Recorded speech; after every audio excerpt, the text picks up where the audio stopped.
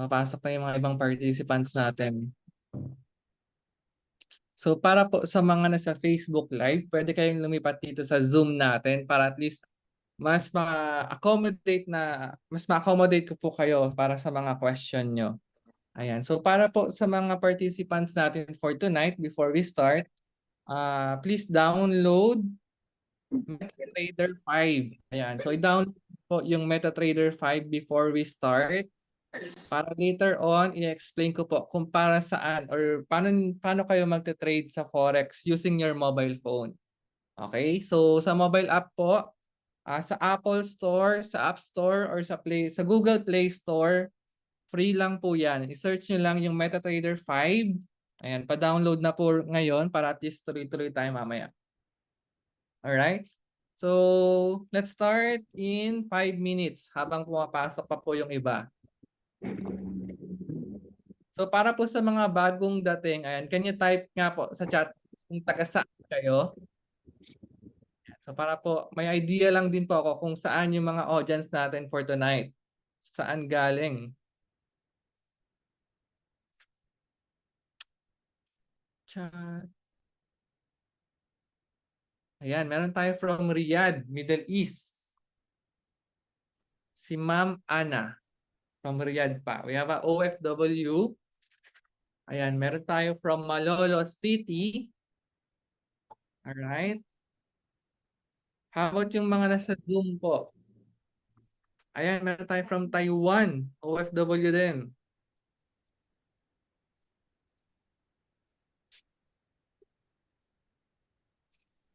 Meron pa from South Korea. Alright. Nakatuwa. Ang dami nating mga OFW right now. So, meron tayo from Santa Cruz, Laguna. Si Sir Gordon. Dito sa Zoom natin for tonight. Alright. So, wait lang po natin pumasok pa yung iba. And then, yung mga nasa Facebook ay po, pwede kayo lumipat dito sa Zoom natin. Alright. Para pagka may mga question po kayo, mas pwede kong makikita.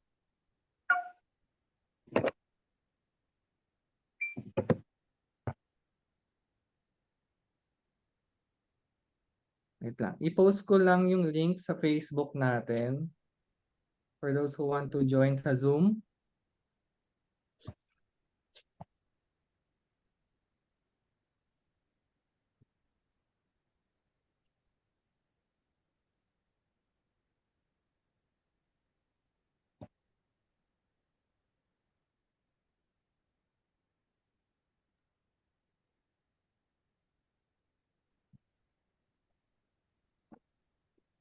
Ayan. So, type ko lang sa chat box yung Zoom link natin.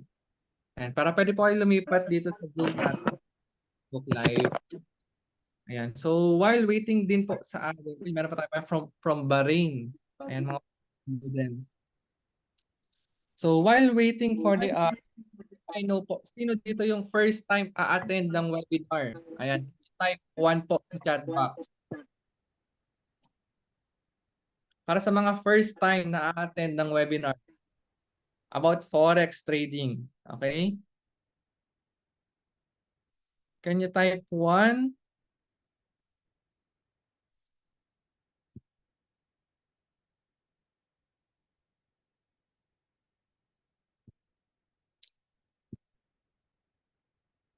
Ayan, ayan, dami nating mga first time na mga attend ng webinar for tonight na gustong matuto about Forex trading. Yan, si Joseph Mark, Jacqueline, Sir Gordon, Mariel, Jemeline, Patrick, Rayma, Sid, and si Sid. Ayan. So, wait ko lang din yung iba na a-attend. Alright.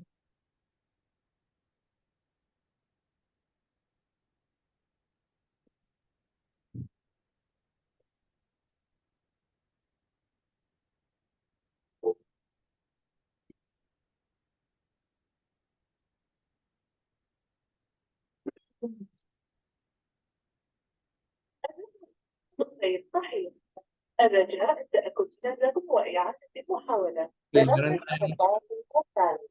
ano yan, sa Dubai ba yan or sa sang Middle East? Narinig ko yung train saan? Sa Middle East. Okay, mute lang natin. Mute lang po natin yung iba.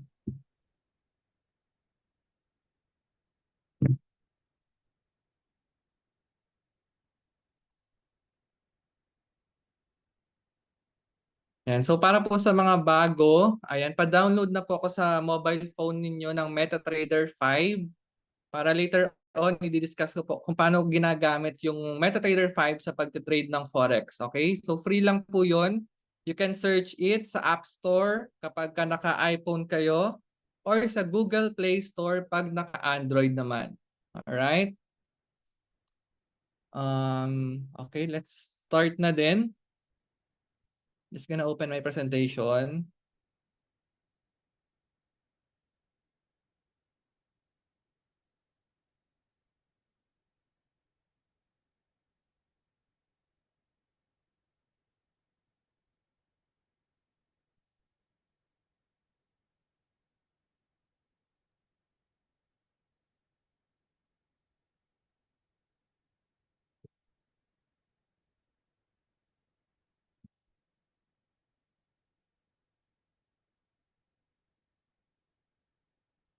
Ayan. So let me just share my screen.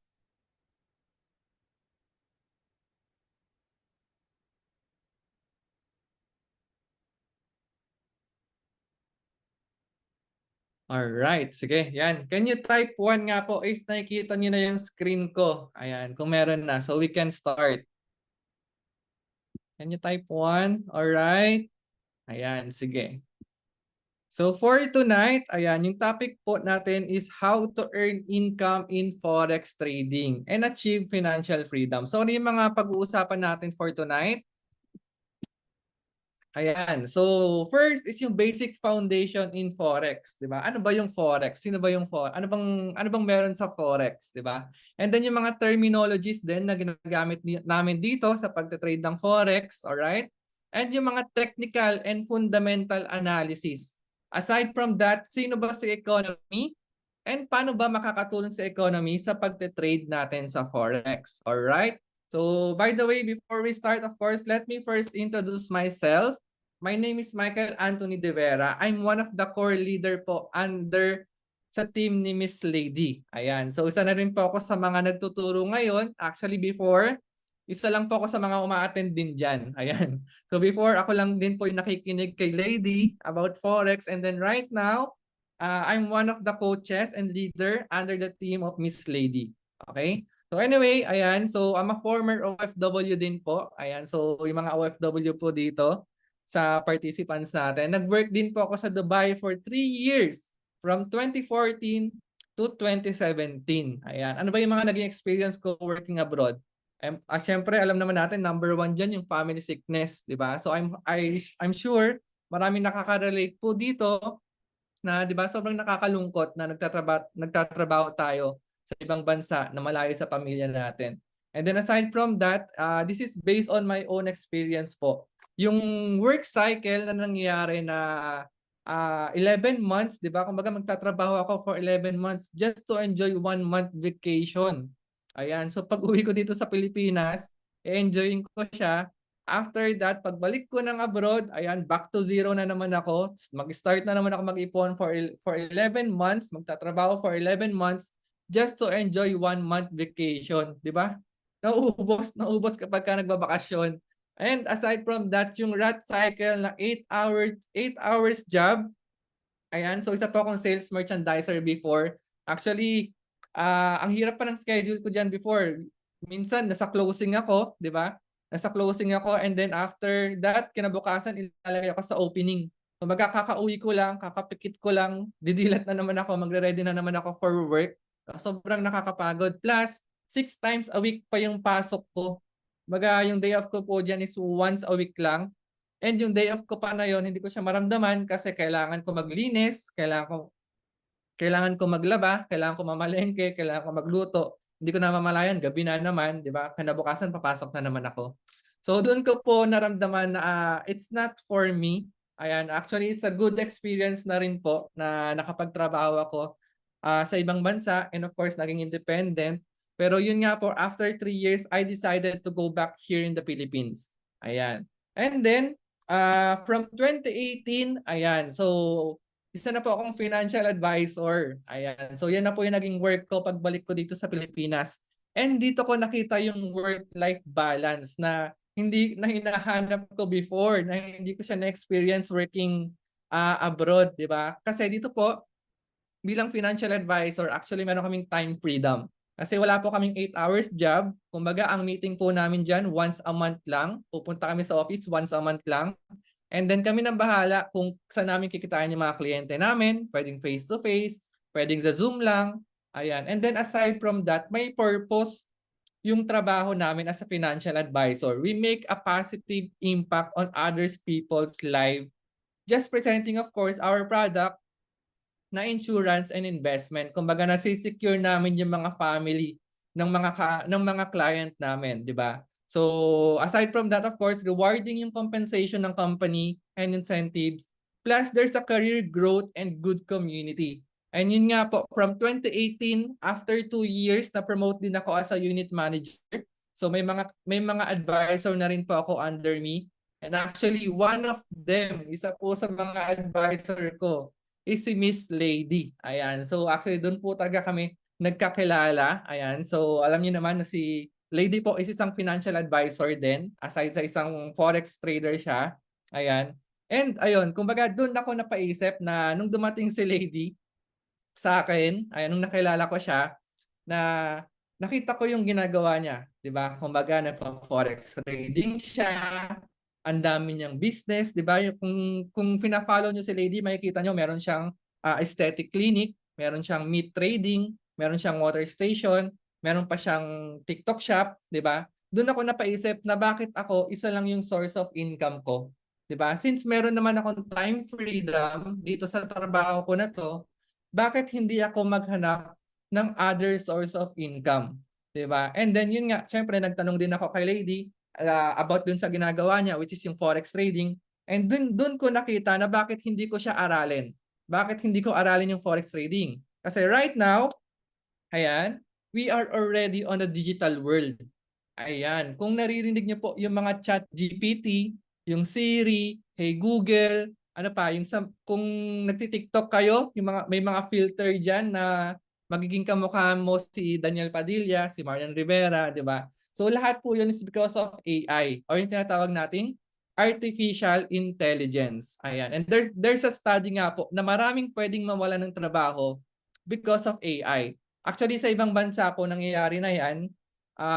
Medyo napapalitan na po ng AI. Ayan.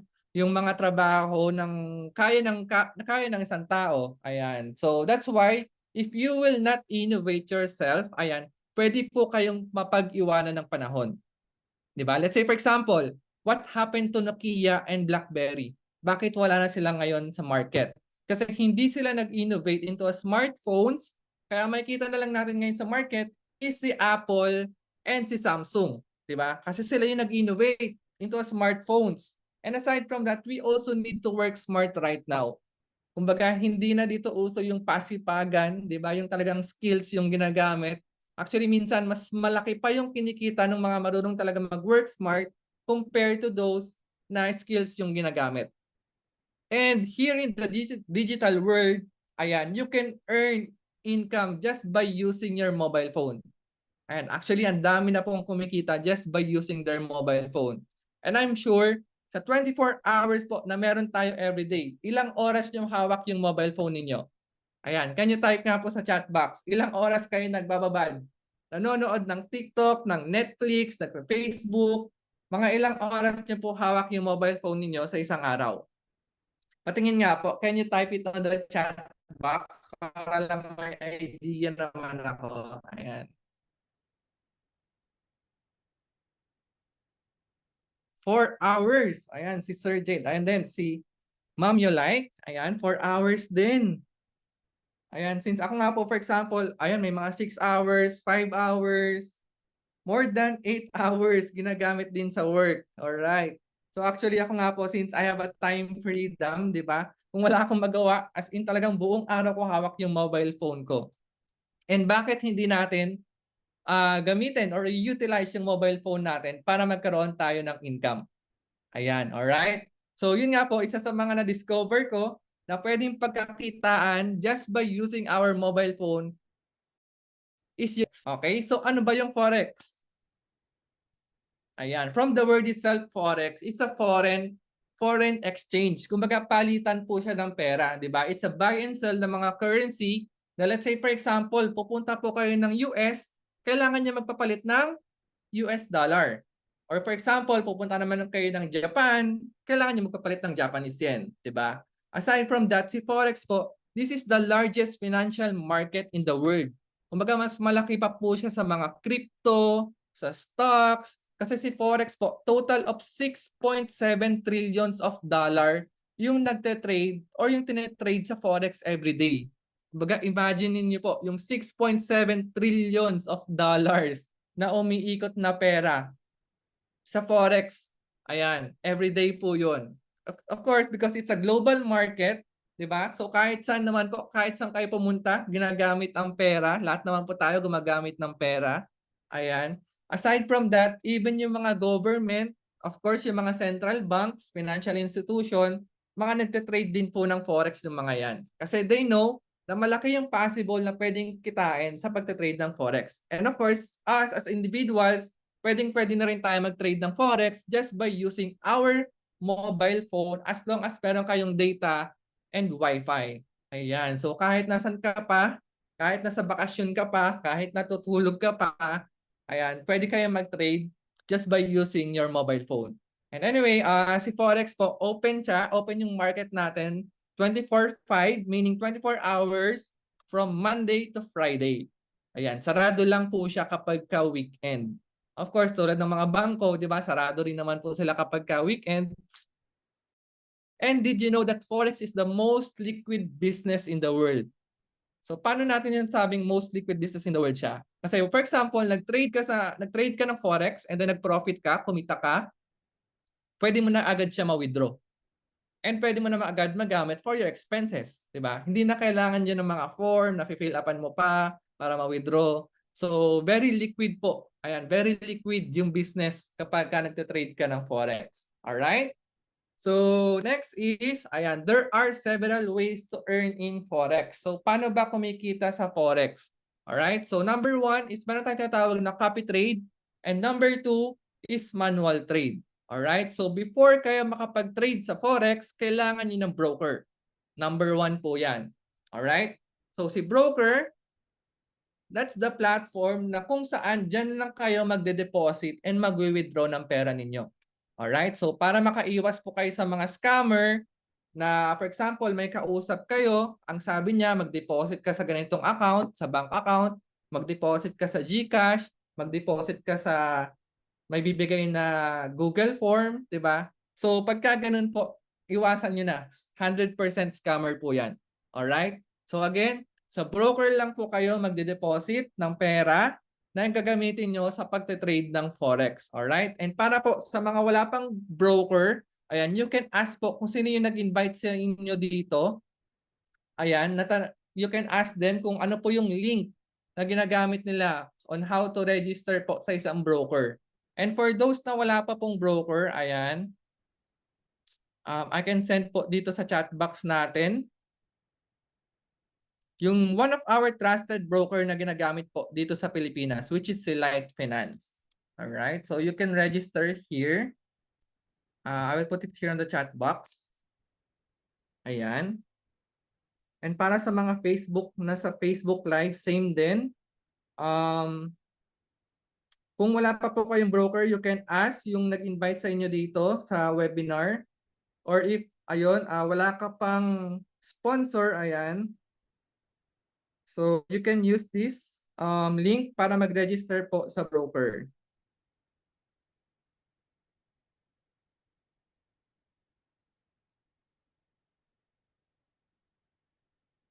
Alright. So, now, papakita ko po sa inyo yung website ng Light Finance para at least may idea naman kayo kung saan kayo pupunta after you register. Diyan sa broker na yan. So let me just share my screen. Ayan.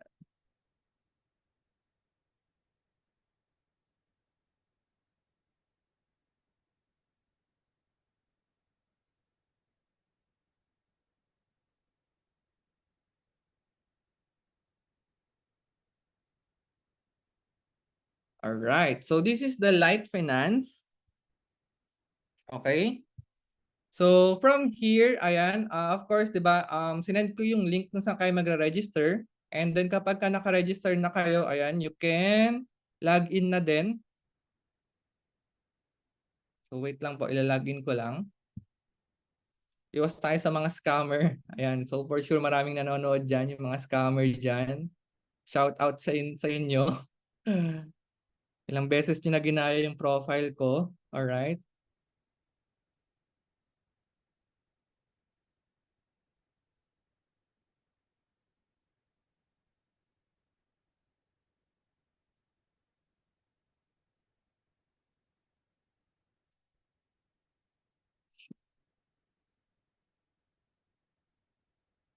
Ayan. So this is the Light Finance na yan, na broker na ginagamit namin dito sa Pilipinas. Alright? So sa ibang bansa actually, pwede din naman po as long as meron kayong VPN. Ayan, gagamitin nyo VPN ng Philippines. And mas okay kung meron kayong mga proof of ID and billing na nakapangalan sa inyo dito sa Pilipinas. Alright? So once na nag-register po kayo, kailangan nyo muna ipa-verify yung account ninyo. Okay, pupunta lang kayo dito sa profile. Ayan. From here, i-click nyo lang tong verification and then doon makikita nyo na yung mga kailangan nyong i-verify. Yung mobile number ninyo, yung email address, yung valid ID, and yung proof of billing. Okay? And then after that, kapag ka-verified na yung account ninyo, ayan, pwede na kayo mag-deposit na gagamitin nyo sa pagtatrade ng Forex. Alright? So again, dito lang kayo magde-deposit ng pera. Hindi po sa other bank account na mga kung may nakausap man po kayo para makaiwas kayo sa mga scammer. Alright? So from here, pupunta lang kayo sa finance. Ayan. And then bank transfer. So dito marami namang option. Yung mga bangko natin na may mga online, pwede po yun. Yung GCash, pwede din. Yung mga Maya, ShopeePay, pwede din po yun. So first, lagay nyo lang kung anong amount in peso, kung magkano yung kaya nyong i-risk sa pagtitrade ng Forex. Let's say for example, 10,000 peso. Ayan. So palitan muna natin yung account. MT5 Classic. Alright? So, yan yung account ko. MT5 Classic siya. 10,000 peso PHP. Tapos, pwede kayong gumamit ng promo code. So, sa promo code, itatype nyo lang PH Bonus 100. Ayan o. So, nakita nyo, nagkaroon ng bonus na $169. Diba? So, kung baga yung 10,000 pesos na yon, ang equivalent niya, $164. Pero kung gagamitin nyo to for manual trading, bibigyan nila kayo ng bonus na 169. So, yung bonus po na yan, hindi po siya na-withdraw. Kumbaga, credit lang po yan. In a way na, for example, eto, naubos mo, na-loss mo yung $164 na yan, meron ka pang $169 na magagamit para pang trade sa market na at least mabawi mo pa itong 164 na to. Baga just in case lang na maubos tong 164 na to, meron ka pang 169. Alright? So, for manual trade lang po yan. Hindi siya magagamit for copy trade. Alright? So, di ba, ang sabi ko po kanina, there are two ways on how to earn in Forex.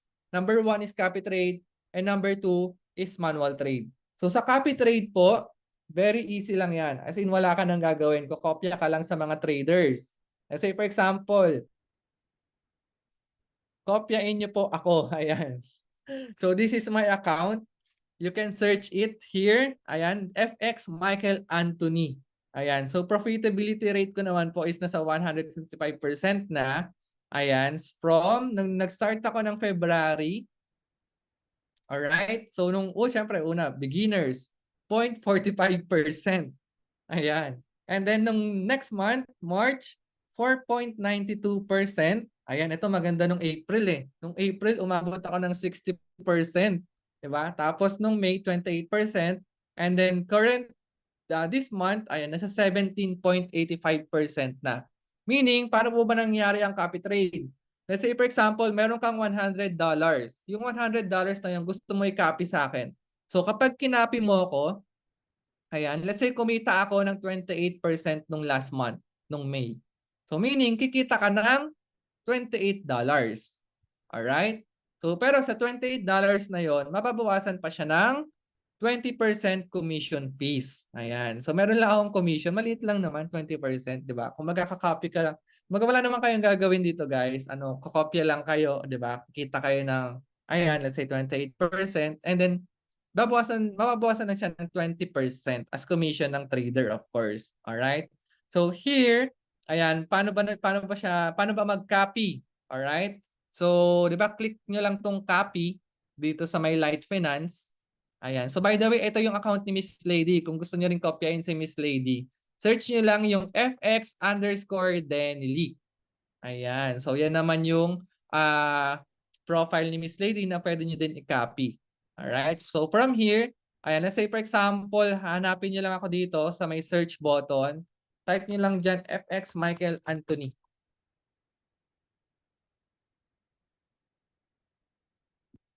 Ayan, tapos lalabas na po ako diyan. Ayan. So, click niyo lang 'yan and then let's say for example, hindi ko pwede copy yung sarili ko. For example na lang si Miss Lady. Ayan, ka-copy ko si Miss Lady. Alright. So, ayan yung profitability naman ni Miss Lady, 81.65%. Ayan. So, ito yung monthly na nagiging profit niya. Ayan. And then, so, paano ba mag-copy? Punta lang kayo dito sa profitability chart. Alright. So, wait lang natin. Medyo mabagal.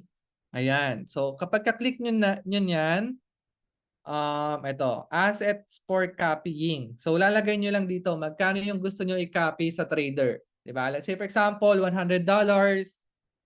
Tapos, click nyo lang yung copy settings. Ayan, naka-in proportion to my assets. Ayan, tapos click nyo lang copy. And then that's it. Wala na kayong ibang gagawin. Papanoorin nyo na lang kung kumikita na ba or nagkakaroon ng loss yung copy trade ninyo. Ayan, alright? So, ganun lang po kadali mag-copy trade. Pero sa copy trade po kasi, ayan, so medyo low risk lang siya. Kumbaga, medyo maliit lang yung possible na profit. In a way, na kapag ka nag-manual trade ka, ayan, let's say for example, tingnan natin yung mga nagka-copy sa akin para may idea lang din kayo.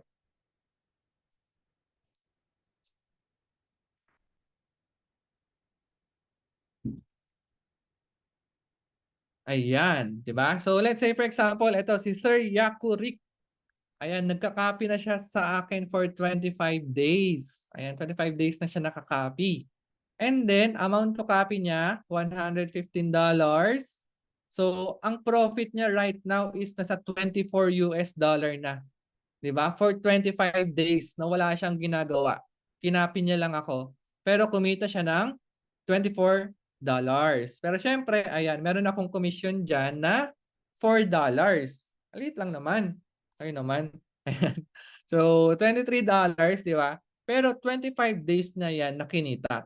Pero kasi kapag ka nag-manual trade ka, alam niyo ba yung $25 na 'yan, kaya siyang kitain in just one day. One day lang. Of course, siyempre kapag ka naging maganda yung trade mo, 'di ba? So kaya yan in one day. Kaya nga yan actually in 1 hour. Depende sa galaw ng market. Alright?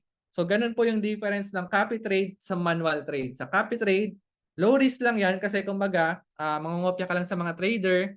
Pero sa manual trade, of course, malaki yung possible mo kitain, pero kailangan mo aralin yung forex trading. Kasi hindi naman siya basta lang na papasok ka ng trade, kikita ka na. Alright? So, balik tayo dito. Ayan. So, essentially, you need to learn technical and fundamental analysis kung gusto mo matuto mag-manual trading. Alright?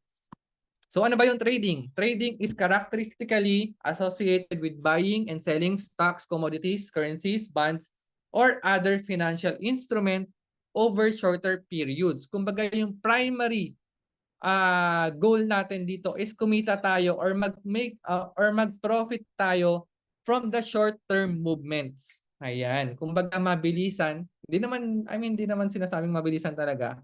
Pero kasi dito sa trading, iba ang trading sa investing or sa tama, sa investing. 'Di ba? For example, ang investing kasi, for example, mag-i-invest ka sa stocks or bibili ka ng mga shares ng mga company.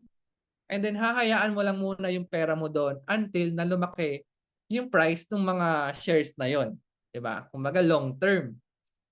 Ano pa? So sa trading dito, kumbaga dito, pwede ka na mag-profit in just one day. Just one day, in just one week, or in just one month. Depende na po 'yon. All right? So, aside from that, paano ba nag-work ang forex trading? 'Di ba? Let's say for example, ayan, meron tayong $1. So, yung $1 po na 'yon, ang equivalent niya is 50 pesos. So, meaning kung meron kang $200, ang equivalent naman niya is 10,000 pesos. And what if, let's say for example, tumaas yung value ng dollar? Ayan. So, ang palitan na niya is naging 55 pesos na. Ibig sabihin, tumaas yung value ng dollar, bumaba naman yung value ng peso. Kaya tumaas yung palitan ng dolyares. Kasi ang binebenta mo dito yung dollar eh, 'di ba? Binebenta mo yung dollar. So meaning yung $200 mo kanina na 10,000 pesos, naging 11,000 pesos na siya. Which means kumita ka ng 1,000 peso. Ayan. So ganun po nag-work ang forex para kumita kayo. 'Di ba? Aantayin yung tumaas yung value ng isang currency pair na binili ninyo. All right? So what if naman, let's say for example, bumaba naman yung value ng dollar, 'di ba? From 50 pesos naging 40 pesos na lang siya. Kasi tumaas naman yung value ng pesos, kaya bumaba yung palitan. Ayan. So kung bumaba yung presyo, can you still make money sa pagfo-forex trading? The answer here is yes. All right? So dito, pwede kang kumita sa pagtaas ng value ng isang pera or kahit sa pagbaba ng value ng isang pera. All right? So dito po kasi meron tayong tinatawag na base currency and quote currency. All right? So let's say for example, yung makikita mo dito sa may left side, yung euro, yan yung pinangbibili natin. Tapos yung ibebenta naman natin is yung nasa right side, which is yung US dollar. Alright, mag-trade sa forex using our mobile phone. Okay? So, di ba sabi ko po kanina, mag-download kayo ng MetaTrader 5 kasi yan po yung gagamitin natin sa pagte-trade ng forex. Alright, so I hope nakapag-download na po kayo ng MetaTrader 5.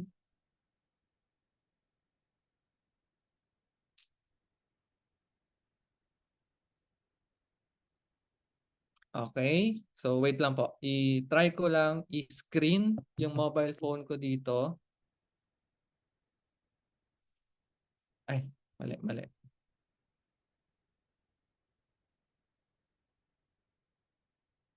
Ayan, wait lang guys ha. I-ano ko lang, i-connect ko lang yung mobile phone ko. So, para po sa mga wala pang MetaTrader 5, pa-download na po para makasabay kayo sa pagte-trade natin ng Forex. Alright? Ayan, hanapin ko lang. Quick player.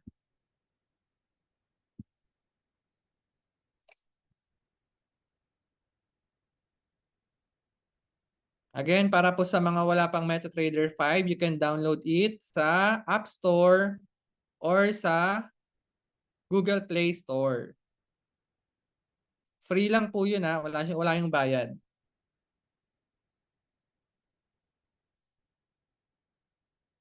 Alright. Sige, let's go.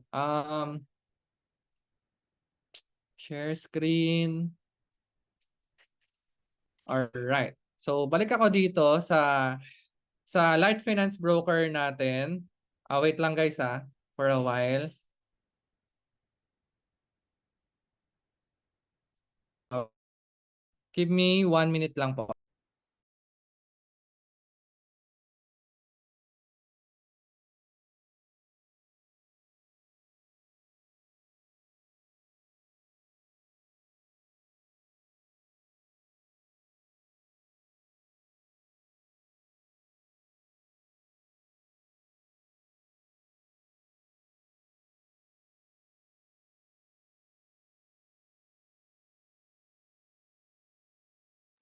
Ayan, sorry. May ginawa lang ako saglit. Ayan, okay. So balik po tayo dito sa Light Finance.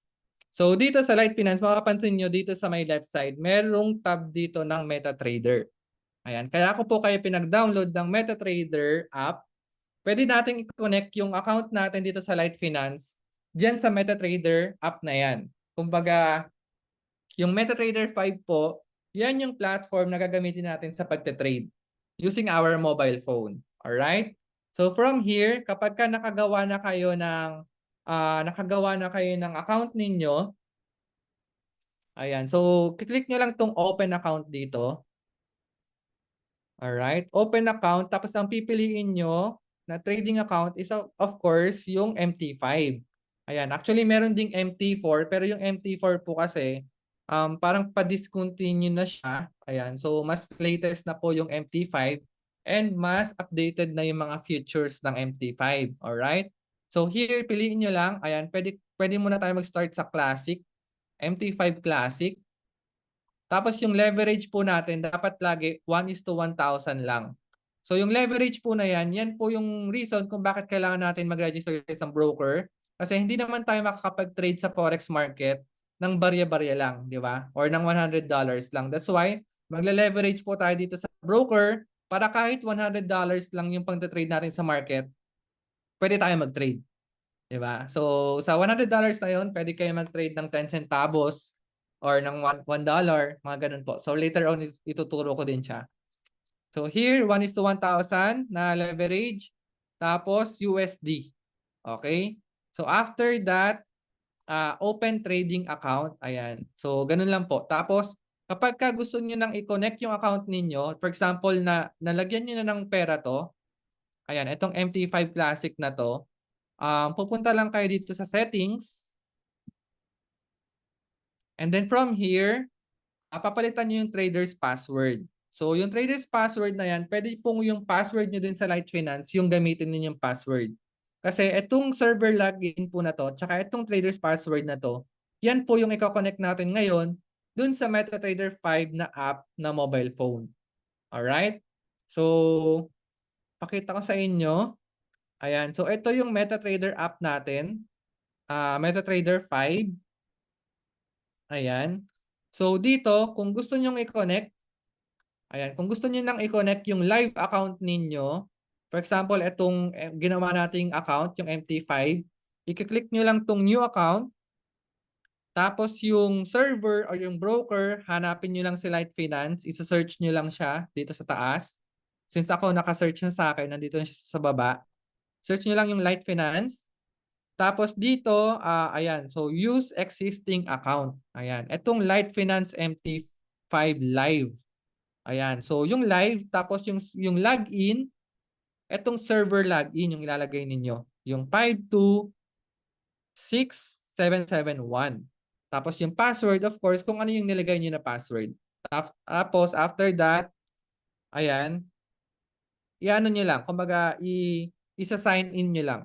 So, kapag ka na-sign in nyo na, makikita nyo automatic mako-connect na yan dito sa MetaTrader app natin sa mobile phone. Alright? So, but for now, ayan, para sa mga beginners, tuturuan ko muna kayong gumawa ng demo account. Ayan. So, demo account muna tayo para at least ma-practice nyo muna kung paano ba gamitin yung MetaTrader 5 and paano ba mag-trade sa market. Okay? So, from here, punta lang kayo sa settings. Okay? Tapos, click nyo ulit yung new account. Tapos dyan, yung broker na pipiliin nyo is yung MetaQuotes. Okay? Yung MetaQuotes po, yan po yung gumawa ng MetaTrader. Okay? MetaQuotes. And then click nyo yung demo account. Ayan, demo account. Then from there, ayan, lagay nyo lang yung mga personal information ninyo. For example, yung first name, yung last name, mobile number, email, and then, ang papalitan nyo lang dito yung leverage. So sa leverage, piliin nyo yung pinakamalaking leverage, 1:500. Tapos yung deposit naman, ayan, so meron na kayo agad dito naka-deposit na pwede nyo magamit for trading. Yung ano po dito, yung deposit po dito is just a demo, pero yung market po natin dito is live market. Kung ano yung nangyayari talaga sa forex market. Alright? So, ang piliin niyo lang na deposit yung pinakamaliit lang para naman mas realistic tayo, okay? So, $3,000 and then click niyo lang yung accept and then register. Ayan. So, kahit wag niyo na po i-save yung login tsaka password. Kasi pwede naman kayo gumawa ulit ng demo account. Unlimited naman yan. Then, pwede niyo din siyang burahin agad kapag ka magla-live account na kayo. Alright? Tapos, click niyo yung start. Ayan. So, andito na tayo ngayon sa quotes. Ayan. So, dyan sa quotes, dyan yung makikita yung mga currency pair na pwede nyong i-trade sa market. 'Di ba? So, meron na diyang Euro USD. So, kanina, ano sabi ko kanina, yung nasa right side ay yung nasa left side, yun yung base currency natin, yung pinambibili. Tapos yung nasa right side, yun naman yung pinang-sell natin sa market. Ayan. 'Di ba? Alright. So, aside from that, pwede kayo magdagdag ng mga other pairs diyan na pwede niyong i-trade sa market. Kami po, ang favorite naming i-trade sa market is gold. So, let's say for example, i-add natin si gold. Ang symbol po ni gold, ayan, sa may taas, may makikita kayong enter symbol for search. Okay? So, ang symbol po ni gold is XAU USD. Ayan, tapos click nyo lang yung plus button para madagdag siya dun sa mga currency pairs na pwede nyo i-trade sa market. Ayan. And then, scroll down, makikita nyo na doon yung dinagdag natin na currency pair, which is si XAU USD. Alright? So, para hindi sobrang dami yung currency pair na nakikita natin dito right now, pwede nyo pong burahin yan. Alright? For example, ayan, i-slide nyo lang. Or para mas mabilis, click nyo yung parang pencil dun sa may upper right. Ayan. Burahin nyo lang yung mga other currency pair. Ayan. So right now, ang tinira ko lang muna, Euro USD and XAU USD. Okay? So yan na yung mga currency pair na pwede nyo i-trade sa market. Next is, paano ba mag-trade sa market? 'Di ba? Meron tayong una, number 1, buy position. So kapag ka naka-buy position tayo, kung kunwari yung buy or yung base currency natin, tumaas yung value, doon tayo magkakaroon ng profit. Alright? Yung base currency, which is yung euro. What if, for example, bumaba naman yung value ng euro, yung base currency natin, tapos tumaas naman yung value ng dollar, yung sell currency natin. So, dapat, yung position natin sa market, dapat naka-sell tayo. Para kung bumaba man yung value ng euro, kikita pa rin tayo sa market. Alright? So, meron tayong buy position and sell position. So here, makikita nyo, ito yung mga Forex major currency pairings. So yung mga nakita nyo kanina, pag gawa nyo ng demo account, lahat yon Forex major currency pair. As long as merong USD na tinetrade or ka-pair, kasama po siya sa mga Forex major. Alright? Kapag wala namang USD, ayan, for example, yung mga other currency pair naman yung tinetrade ninyo, aside from USD, for example, Euro, GBP, GPP, JPY, yan naman yung tinatawag nating mga Forex minor currency pairs. Okay? So, here in the market, ayan, in the Forex trading, meron tayong tinatawag na bid and ask price. So, magkaiba yung presyo ng sell sa buy. 'Di ba? Let's say for example, pupunta ka sa money changer or dun sa airport, magpapapalit ka ng pera. Mapapansin niyo naman po siguro na iba ang presyo ng sell, I mean kung bibili kayo ng dollar, compare dun sa magbebenta kayo ng dollar, 'di ba? Kasi dun kumikita yung mga money changer. Same thing here in forex market. Ayan, meron kami tinatawag na spread. So yung spread na yun, 'di ba, yung difference ng price ng sell at buy, dun naman kumikita yung mga broker. Alright? 'Di ba nakikigamit tayo sa mga broker, nakiki-leverage tayo. Of course, dun naman sila kumikita, which is yung spread or yung cost or fees of trading. Ayan, medyo maliit lang naman yung difference niya. Kung mapapansin ninyo, sige, tingnan ninyo yung, tingnan niyo tong sa quotes natin sa MetaTrader 5. So, 'di ba magkaiba yung presyo nitong nandito sa may buy natin compare dito sa may sell. So, 'di ba na ito for example, 19, 24. 14, 19. So medyo maliit lang naman yung difference. Alright? So aside from that, ito, meron kami tinatawag na PIP or point in percentage. Ayan, that very important to. Isa to sa mga importante na dapat nyo malaman. Kasi dito nyo malalaman kung kumikita ba kayo or nagkakaroon kayo ng loss sa forex market. Kasi dito, bawat galaw ng presyo na yan, ng PIP na yan, diyan kayo possible na magkaroon ng profit or ng loss. Pero depende po yon sa lot size na gagamitin ninyo. Alright? So, yung lot size na yan, before kayo mag-trade sa market, kailangan nyo munang ilagay kung ano yung lot size na gagamitin nyo sa pagte-trade ng Forex. Okay? So, we have different types of lots. Okay? So, actually, 4 yon, pero ang didiscuss ko lang is 3. Itong standard, lot micro, tsaka lot mini lot. Kasi ito, hindi na, nagagamit to, pero sa cent account na. So, itong 3 lang muna tayo. So, sa standard, kapag ka 1.0 yung lot size na nilagay mo sa trade mo sa market, ang equivalent niyan per pip, ayan, bawat galaw ng presyo sa market is $10. Meaning, pwede kang kumita ng $10 kada galaw ng price or pwede kang magkaroon ng loss na $10. Okay? Kapag ka lot micro naman, 0.10 naman yung ilalagay mo na lot size. So, that's equivalent to $1 per pip naman. Okay? So ito, para po sa mga beginners, para sa mga bago, please lang po, dito lang muna tayo sa lot mini lot. So ito yung pinaka-recommended namin na gamitin nyo na lot size. 0.01 lang po muna. So sa 0.01 na yan, ang equivalent po niyan is 10 centavos per pip. Okay? So ngayon, papakita ko sa inyo yung difference kung paano ba nangyayari yung trade with different lot size. Alright, so balik tayo dito sa MetaTrader 5 natin. Ayan. So, nasa na? Ito. Okay, so ngayon, magta-trade na tayo sa market. Paano tayo mag-trade sa market? So, for example, itong favorite ko muna, yung XAU-USD. Click nyo lang yan, and then click nyo yung trade. Alright? So dito, ayan, yung 0.20 na yan, yan yung lot size. Yan yung pwede nyong iba-ibahin na bago kayo magpasok ng sell or ng buy, dapat ito yung una nyong gagawin or babaguhin. Kung ano yung lot size na ito-trade nyo sa market. Diba? Sabi ko, kapag ka beginners, 0.01 lang muna. Ayan. Then let's say for example, magsisell ako. So gagawin ko po, magsisell ako ng 0.01, magsisell ako ng 0.10, tsaka magsisell ako ng 1.0. Okay?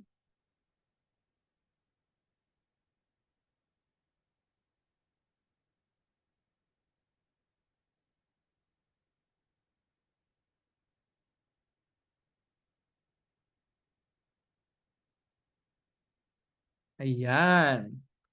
So meron na akong 3 trade ngayon sa market na 0.01, 0.10, and 1.0. Ayan. So nakikita nyo right now, nagpo-profit siya kapag ka color blue. Pero kapag ka red, nagkakaroon siya ng loss. So nakikita nyo dito, ito yung presyo na gumagalaw ngayon right now sa market. Yan yung PIP. So bawat galaw ng PIP na yan, sa market na yan, pwede kayo magkaroon ng loss and pwede rin kayo magkaroon ng profit. Alright, so later on, balikan natin tong trade na to para at least mas makita nyo yung difference nung mga lot sizes. Okay? Kasi ngayon kakapasok pa lang. Antay natin munang gumalaw ng mas malaki. Alright? So, going back, ayan, sa market po, meron tayong tinatawag na bullish market and bearish market. Pag sinabi natin bullish market, pataas yung market price natin. And kapag sinabi naman natin bearish market, pababa naman yung market price. Alright? So, yung long position na sinasabi, kapag ka naka-long position ka, naka-buy position ka sa market. So, ako, ang ginawa ko ngayon right now is naka-short ako, naka-sell position ako sa market ngayon. Diba? Yun yung mga pinasok ko na trade. Naka-sell lahat yon. So, pwede nyo rin siyang i-try. Since naka-demo account naman kayo right now, ayan, pwede kayong mag-sell position. Okay? So, yun, open lang kayo ng trade tapos gawin niyo yung different lot size na tulad ng ginawa ko, 0.1, 1.0, 0.10, and 0.01 tapos sell. Ayan, try nyo lang muna. Alright? So here in Forex, meron tayong different Forex market hours. So di ba open siya from Monday to Friday, 24 hours, pero merong iba't ibang session po sa oras na yon. So right now, actually sa oras na to right now, nasa New York session na tayo. Kasi 'di ba, dito sa Pilipinas, paggabi, umaga naman sa Amerika, sa US, 'di ba baliktad yung oras. So, open yung mga bangko ngayon right now sa US. Okay? So, isa sa mga pinaka-volatile na market hours sa Forex is pagdating ng New York session. Especially kung ang tine-trade mo sa market, merong USD na pair. Alright? So, next is, ayan, ano ba yung open position? Yung open position po, yan yung nandito sa MetaTrader natin. Ayan, itong tatlo na to. Yung gumagalaw ng mga price na yan, naka-open position po yan kasi hindi ko pa siya kino-close. Alright? As long as hindi ko pa kino-close or kinukuha yung profit na yan, open position po ang tawag natin dyan. Alright? So, aside from that, ayan, meron tayong tatawag na take profit and stop loss. So, kumbaga, pwede kayo automatic take profit and stop loss dun sa trade ninyo sa market. So, that's why from here, ayan, kunyari, meron akong open trade right now. Gusto ko siyang i-modify or gusto ko siya lagyan ng take profit or stop loss. So, from here, kunyari, click ko tong trade na to. Itong kumikita na ng $300 right now. Di ba? Ang laki. Kasi ang laki ng lot size. Ayan. Kasi naka 1.0. So, click ko lang yan. Modify position. Tapos yan. May nakalagay na stop loss tsaka take profit. So, for example, sige, mamaya na natin explain kung ano ba yung mga stop loss tsaka take profit na yan. So, eto, ganito siya nangyayari. Dito tayo muna mag-start sa sell position kasi naka-sell tayo. Naka-sell ako ngayon right now eh. Okay? So, kapag ka naka-sell position ka, you are expecting na bumaba yung price ng market para mag-profit ka. Alright? So, yung stop loss mo, nandun dapat sa may taas. Kasi kung tumaas man yung presyo, sabihin, nagkakaroon ka ng loss. Kapag ka nilagyan mo ng stop loss, hanggang doon lang yung possible loss mo sa market. Alright? Kapag ka naka-sell position ka, yung mga take profit mo naman nasa baba. Kasi pag bumaba yung market price, doon ka magkakaroon ng profit. Alright? So let's say for example here, di ba? Pumasok ako sa price ng 2341.97. Nabili ko yung US dollar. Tama, yung US dollar sa 2341. I mean, nag-sell ako sa 2341. Tapos ang price right now is nasa 2336, 'di ba? Bumababa yung presyo. Eh naka-sell ako. That's why right now makikita nyo, nagpo-profit yung trade ko. Ayan. So ang stop loss ko dapat mas mataas sa presyo ng 2341.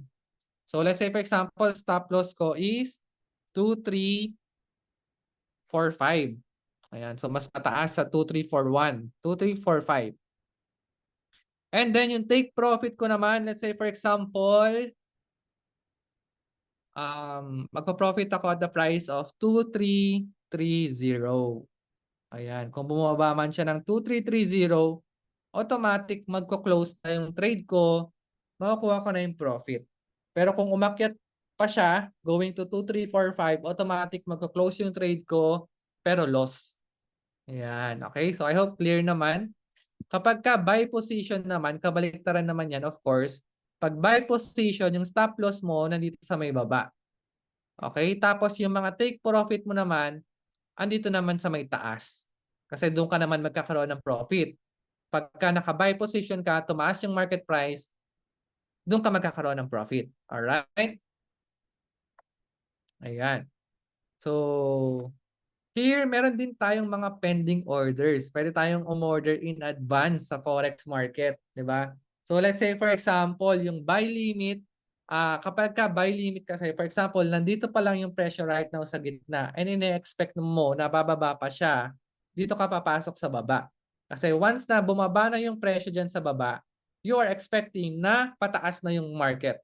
Magbabounce, tatalbog. Diba? Kabaliktaran naman kapag ka sell limit. Kapag ka sell limit naman, inaantay mo na yung presyo ng market is umakyat pa muna before siya bumaba. Okay? So, dito pwede natin gawin 'yan kapag ka mag-o-open trade kayo. Ayan. So, right now, ang tinatakbo ng pips natin sa market is nasa 30 pips na. Ayan, 30 pips. Kaya 'di ba sa 0.1, yung $1 per pip, kumikita na ako ng nasa $30, 'di ba? So, dun naman sa 1.0, yung $10 per pip, kumikita na ako ng nasa $300. Pero dun naman sa 0.01 na 10 centavos per pip, kumikita na ako ng $3. Ayan. So, siyempre malaki na rin naman yon yung $3. Magkano naman yun? Malaki yung palitan ng US dollar right now. Oh, 'di ba? So, ngayon try natin yung mga pending orders. Paano ba gumagana yung pending orders? So, let's say for example, buy limit. You are expecting na bababa yung presyo since ang presyo right now 2338. Let's say for example, inaantay ko muna siya mag 2335 before ako papasok ng buy. So, dito click nyo lang yung add button sa taas. Tapos, hanapin niyo yung buy limit. Ayan. Dito sa may instant execution, sa may right side, yung arrow, click nyo lang yan. Tapos buy limit. And then from there, yung price, ayan. Let's say for example, syempre yung lot size muna, di ba? Palitan nyo muna yung lot size, 0.01. Tapos yung price na na-expect ko, 2335. Tapos yung stop loss ko, kapag ka-buy, mas mababa, di ba? So meaning 2330. Take profit ko, syempre sa may taas, 2340. Tapos place. Ayan. Automatic makikita nyo dito yan. Ayan, dito sa may orders. Ayan o, meron na akong order na pagdating ng 2335, automatic papasok yung trade ko na 0.01. So yan po yung mga pending orders. Meron ding tayo tinatawag na buy stop and sell stop. Ito naman, ang pinagkaiba naman nito, tatagusan niya yung presyo. 'Di ba? Yung limit, tinalbugan niya. Kapag ka-stop naman, tatagusan naman. Okay? So makikita niyo din yun sa market execution. 'Di ba? Again, ulitin ko saan siya makikita. Kapag ka nag-click kayo ng trade dito sa ayan, may arrow sa may taas. Ayan. So balik ko lang muna sa instant execution. Okay? Alright. So next is, ayan, ano ba yung different types of market analysis? Kumbaga, paano ba kayo papasok ng buy or sell sa market? Meron tayong tinatawag na mga fundamental analysis, technical analysis, and sentimental analysis. So isa-isahin po natin yan. Unahin ko na yung sentimental. Madali lang kasi ito yung pinakamadali. Pag sentimental analysis, kumbaga, papakiramdaman nyo lang kung ano yung mas may control sa market. Kung sa tingin nyo, mas may control yung mga buyers, of course, buy position tayo. 'Di ba? And kung sa tingin nyo, mas may control yung mga seller, sell position naman tayo. Alright? And then next is yung technical. Okay? So start naman tayo sa technical analysis. Ano ba yung technical analysis? So ito, inaaral nyo naman yung charts. Depende dun sa mga naging history. Ayan, sabihin natin yung mga history ng chart or kung ano yung galaw ng mga candlestick. So, medyo madami po 'yan. Ayan, let's say for example, okay? So, three types of market trends. So, ito isa sa mga technical. Titingnan niyo yung market, uptrend ba yung market, downtrend ba yung market, or ranging ba? So, paano natin masabi na uptrend yung market? Let's say for example, itong example natin na chart, makikita ninyo na parang merong hagdan pataas. Ayan. So, ang tawag po namin dyan, let's say for example, from here, nagkaroon ng higher high, tapos nagkaroon ng higher low. Tapos nagkaroon na naman ng higher high, nagkaroon ng higher low. Kapag ganun po yung nangyayari, uptrend yung market. And pag uptrend ang market, dapat naka-buy position lang kayo sa market. Okay? Dapat naka-buy position. Kumbaga, wag niyong sasalubungin, 'di ba? Kumbaga sa dagat, wag niyong sasalubungin yung alon kasi mahihirapan kayo. So kung nakita niyo ng pataas yung market, dapat buy position tayo. Para habang tumataas yung market, doon kayo nagkakaroon ng profit. And what if, for example, pababa naman? Ayan, downtrend naman. So sa downtrend, meron naman kayo makikitang ito, lower high, lower low, lower high, lower low. Kapag ka ganyan po yung nakita nyo sa market, of course, dapat ang position nyo sa pagte-trade is sell lang. Sell position lang dapat. Alright? Para habang bumababa yung market, di ba, nagkakaroon kayo ng profit. Yun yung ginawa ko kanina, di ba? Let's say for example, balik tayo dito. Ayan. Nakita ko yung market dito, ayan. Wait lang, nasan ba siya? Ayan, bumababa. Bumababa yung market. So, naka-sell position ako. Kaya nung bumababa yung presyo, ayan, nagpo-profit ako. 'Di ba? So, for example, sige, okay na ako dito. Happy na ako sa $400. Close ko na to.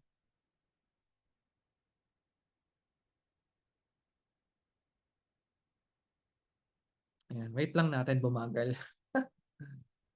Medyo bumagal. Okay pa ba kayo dyan, guys? Can you type okay? Can you type okay nga po kung okay pa kayo dyan? Nakakasunod pa? Ayan, oh. Okay pa, okay pa. Alright. So, yun, na-close ko na yung 1.0 na lot size ko. Tingnan natin. Ngayon, makikita natin dito sa may history tab sa baba. Ayun, meron akong profit, $456. Ang laki. Ang laki ng lot size, 1.0. Diba? Ilang minuto lang yon. Ilang minuto ko lang siya trinade. Pero $456. Pero yun nga, huwag kayo ma-hype kasi risky po yun. Risky yung lot size na ginamit ko dyan, 1.0. Kaya sobrang laki din yung naging profit. Diba? In just a minute, ilang minutes lang yon, kumita ng $456. Alright? So, dyan yung makikita sa history yung profit and yung loss ninyo kapag ka na-close niyo na yung trade niyo sa market. All right? So next naman is ranging or yung trend na sideways. Ito favorite to ng mga scalpers. Pag sinabi nating scalpers, yan yung mga for example, bibili sila sa baba. Ayan, bibili sila dito sa baba. Tapos pag akyat ng market, magte-take profit na sila tapos papasok naman sila ng sell. Ayan, sell position naman sila. Para pag bumaba ulit, ayan, bibili na naman, magta-take profit na naman sila, tapos magbabuy na naman sila sa market. Para pag akyat na naman sa taas, profit na naman, tapos magsa-sell na naman sila. Yan yung scalping or yung sideways. Okay? So dito, paano nyo ba malalaman na merong ranging or merong sideways, di ba? So meron ditong mga support and resistance. Okay? So kung makikita niyo yung market, kung pataas baba lang siya na pa sideways, ayan, ranging lang siya. Meron kayong hahanapin na support and resistance sa market para makasabay kayo ng buy and ng sell. Okay? So ano ba yung support and resistance na yan? Para mas maintindihan natin, kung sa bahay po, 'di ba, yung floor natin sa bahay, yan yung nagsisilbing support sa market. And then yung bubong naman ng bahay natin, yan naman yung nagsisilbing resistance ng market. Okay?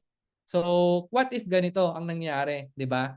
So from here sa support, okay, umakyat siya doon sa may resistance. Siyempre, after ng resistance, ayan, makikita nyo, bumaba ulit sa support kasi hindi niya nabasag.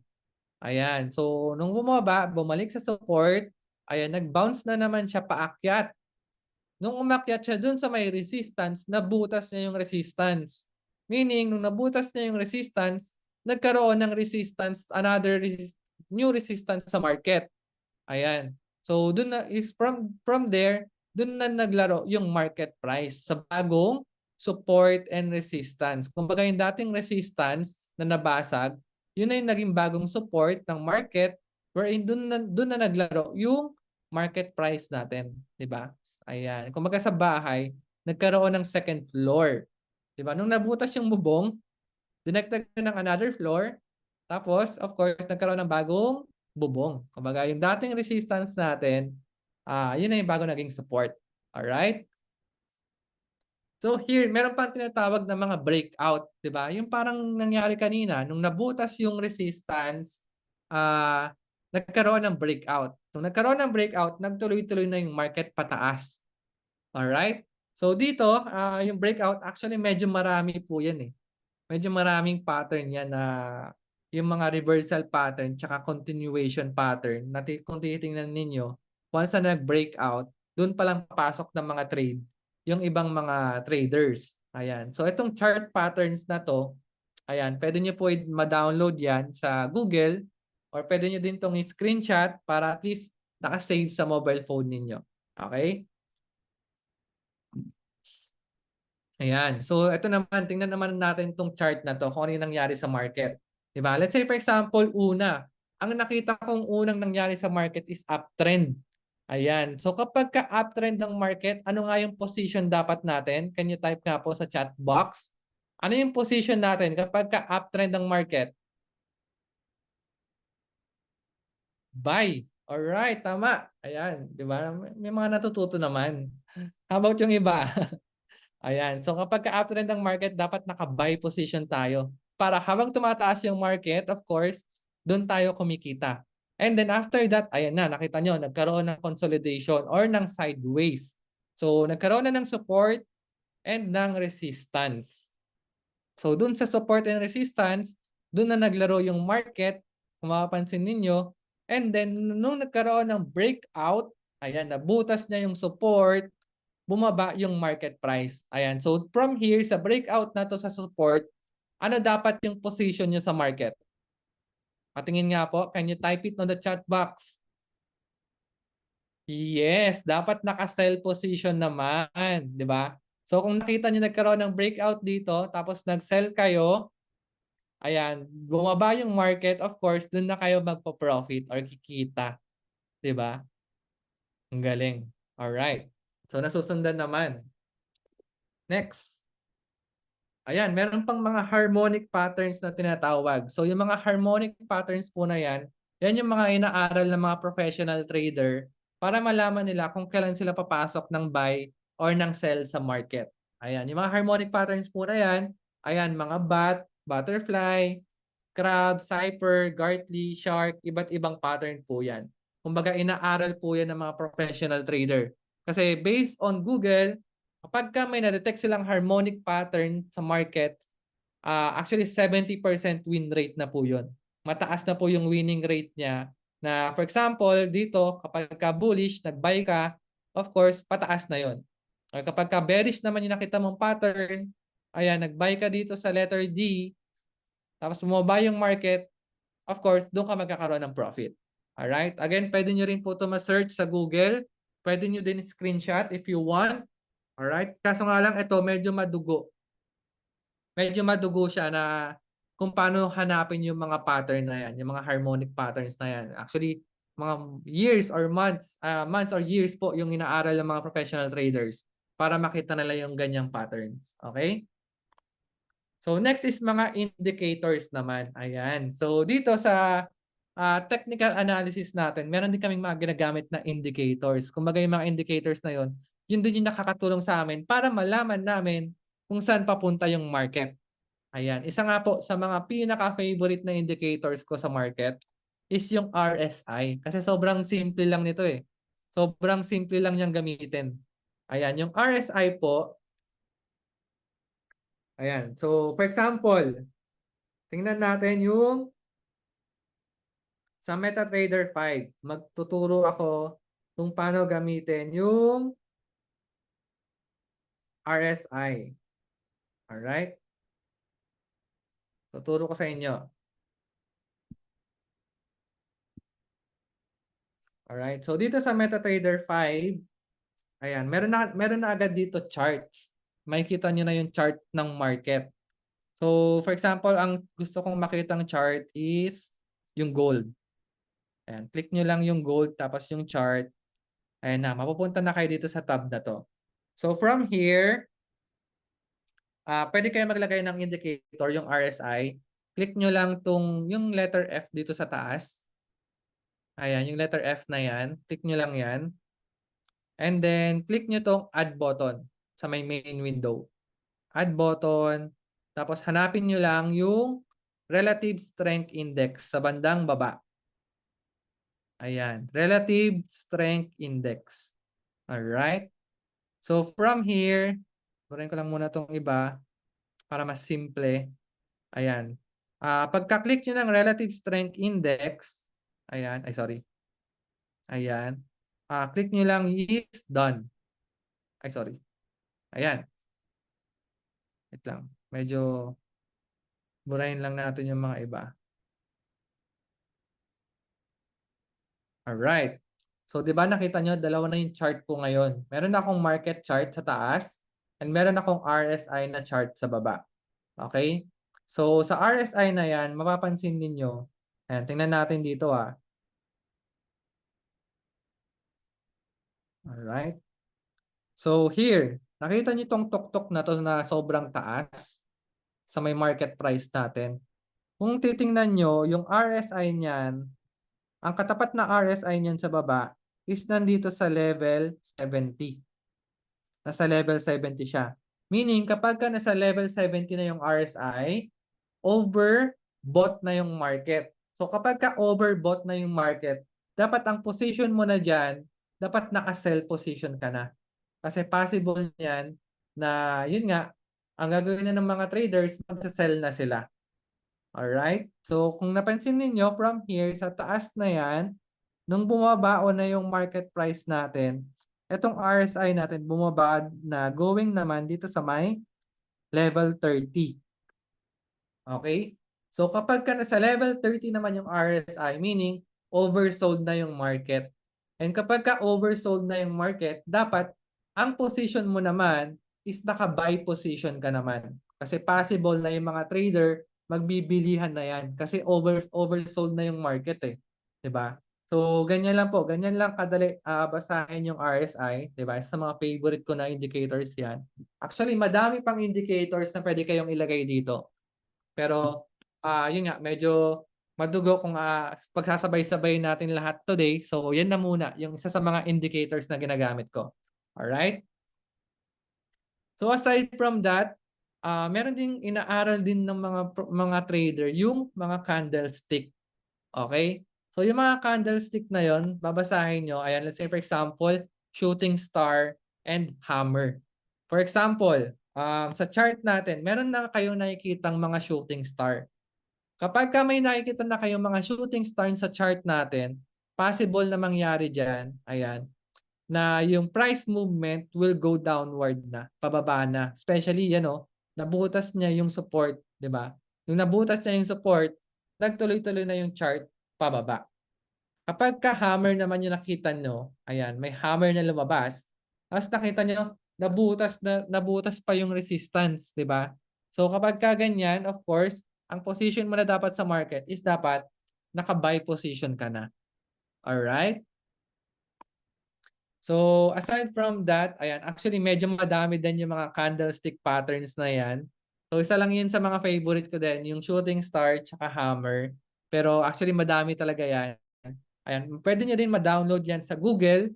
Pwede nyo din yung screenshot to if you want na para at least tatlo na agad yung cheat sheet na meron kayo dyan sa mobile phone ninyo kapag magte-trade kayo sa market. Alright?